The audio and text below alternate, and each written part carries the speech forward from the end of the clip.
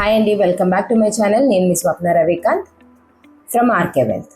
Right, అందరూ ఎప్పుడు SIP start చేయాలి, ఏ రోజు స్టార్ట్ చేస్తే మంచిది, ఎప్పుడు స్టార్ట్ చేయాలి, నేను రేపు స్టార్ట్ చేస్తాను, తర్వాత నెక్స్ట్ ఇయర్ స్టార్ట్ చేస్తాను, లేకపోతే నెక్స్ట్ మంత్ స్టార్ట్ చేస్తానని చెప్పి అందరూ పోస్ట్పోన్ చేసుకుంటూనే ఉన్నారు.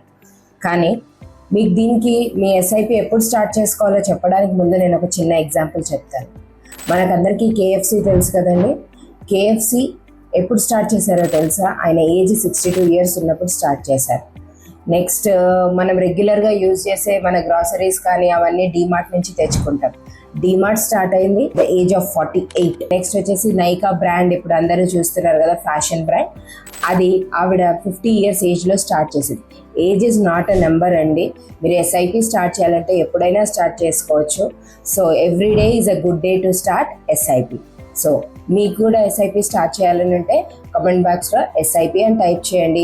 మేము మీకు కనెక్ట్ అయ్యి ఎలా స్టార్ట్ చేయాలో చెప్తాము. Thank you.